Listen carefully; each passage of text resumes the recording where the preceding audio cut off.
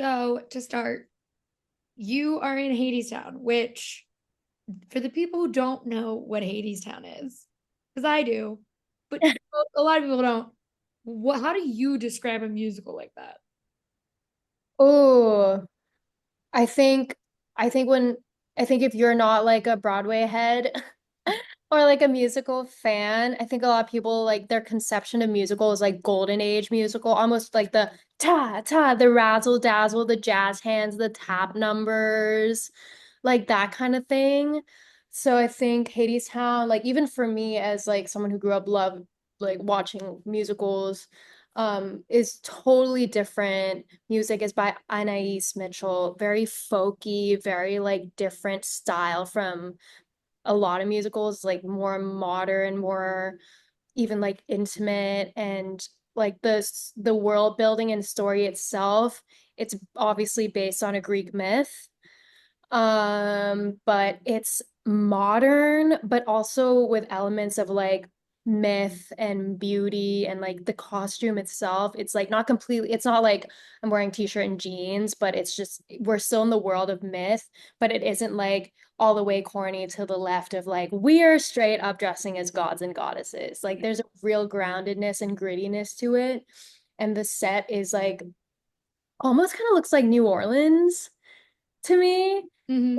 Very beautiful, like a lot of dark wood, like window panes, like the band is on stage, like everything is very like tangible, and the music is just so beautiful, and the show itself is an opera in the sense that like there's no dialogue, everything is like sung through with like the couple bits and bobs here, but like everything is sung through.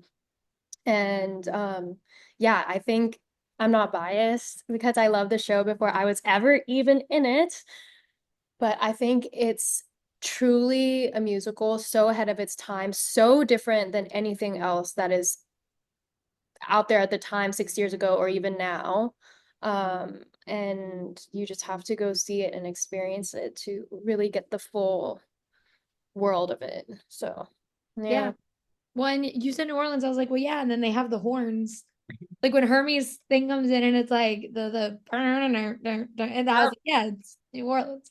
No, Yeah, like that's totally the vibe. Like, and the way I think it's also cool that like Persephone at one point, you have to see the show, guys. Persephone at one point in the show even like introduces the band members, like there's mhm. no, it's very much like we're all telling the story together. And the what was shocking to me was like there's no orchestra pit. Because the show I did before, I did Saigon, and like there's monitors with like like there's three monitors, and there's monitor and the conductors like in the pit. There's the orchestra in the pit. Like they cue you, you see what's going on. But like for this, like they're on stage with you, and it's truly like everyone just like in their body feeling the music, literally, because that's like when you know to come in, and that's like how the story just like progresses. So I think it's like super cool, very different. Well, yeah, and you also are now continuing a legacy of going from Saigon to Hades now. No, I think it's so funny that there's like uh, a slight Kim to Eurydice pipeline. Um, I mean, honestly, I'm so honored, like Eva, my queen forever. And yeah, just like to be following in her footsteps and all the Eurydice, what I don't even Eurydice is Eurydice is before me is so cool, and yeah, it's just like what a dream come true, really. when I wanted to ask you on a less Broadway and more like girly thing. What is it about girls and Eurydice and Orpheus that like most of the people I know who love that myth are Mhm. women? Like we're just like drawn to this myth of Oh, this woman who is like, trust me, like I will be behind you, and a man screwing it up. For I lack mean, of a better term. typical man behavior, always, you know. No, I'm kidding. I think a lot of women and a lot of girly pops like really like this, and I really love this kind of myth, and specifically like the Eurydice Orpheus love story, because like I'm a hopeful romantic, and I feel like Eurydice comes off in the beginning as like very tough, very gritty. She's a survivor, la la la, all this stuff.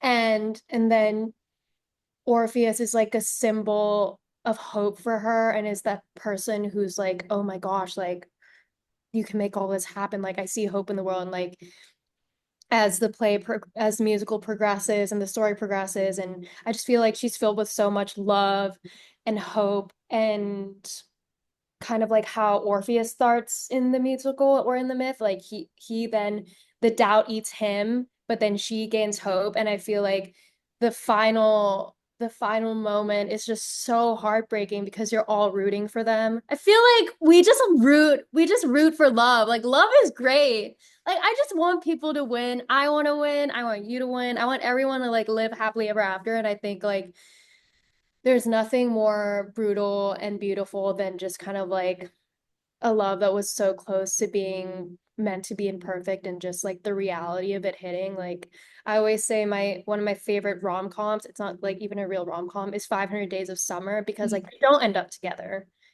That's like the reality of like the world and love and people is like sometimes you really think you're with your person and it's just like no, You're not. you're not. No, you're not. Or like life happens, things happen and yeah, and I think it's just such a like it is a tragedy, but it's a beautiful one. Yeah, I agree. That's like the beauty of it. I agree. One, I want to ask you a dumb question too, because everyone on social media still loves this musical. Like I've seen so many people do the like on a treadmill Yeah. and then just jump on it to like do the wait for me. But Uh-huh. do you have a favorite kind of not necessarily meme, but just like social thing that has kind of been born from Hadestown throughout the years? I think my favorite thing that I've seen is like now there's a high school version for Hadestown. Mm-hmm. And because like my whole life is Hadestown right now, my whole like algorithm is Hadestown.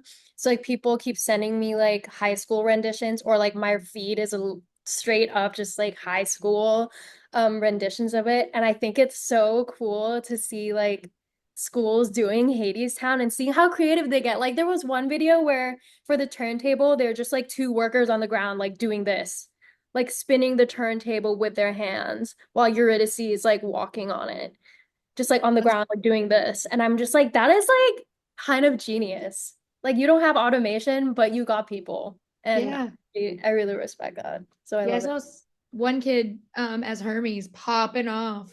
Like, because I also got like the high school Yeah, thing, and it was like some kid, and I was like, dang, this kid's just popping off to play Hermes. I know. Look, you never know.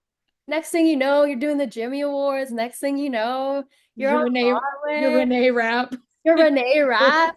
You're doing Mean Girls. You're doing Sex Lives. You're being like bad. Like, yeah, you're being super cool and bad. Like, you never know. Yeah. Just do the thing. Go viral. I don't know. Yeah, I love when people do the lamps. All of those things make me laugh So good. so hard because I'm like, I get it. It's Broadway, but now mainstream.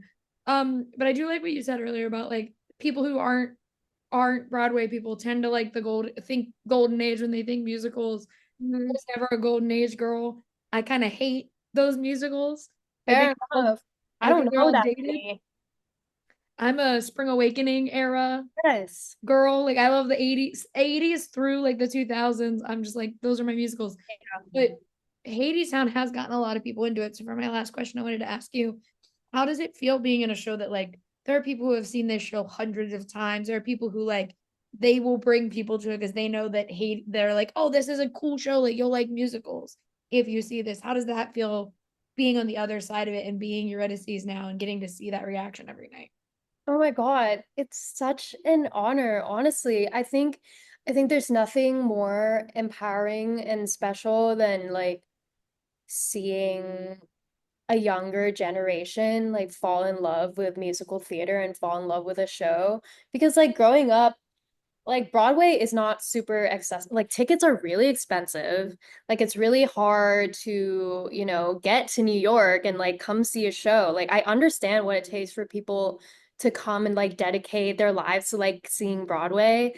And so like being able to see like kids or like people my age or younger than me like really like get into musical theater because of this show, like not to be corny, but like that's why I wanted to be an actor because I came to New York as a kid and my parents took me to see Phantom and I was just like I don't know what this feeling is, but like my whole body is like on fire and like I want to cry, I want to like scream. I don't know what it is, but like this is just filling me with like an undeniable feeling. And I think I like never let go of that. And to know that Hadestown is the gateway for so many people to experience that kind of feeling just makes me so happy because I know what it feels like. And I know, and nothing makes me happier as like a performer on stage to like come down and like be myself again and like see people at stage door and be like, and like talk to them as a person and be like, did you enjoy the show? And them just being so full of joy and everything. And it genuinely, nothing feels better than knowing you made someone's day or started someone's like passion for something. So it's an honor. Well, thank you so much for trying with me. I can't wait for everyone to get to see you in Hades, son, who has not seen you yet. And yeah, thank you so much. Thank you so much.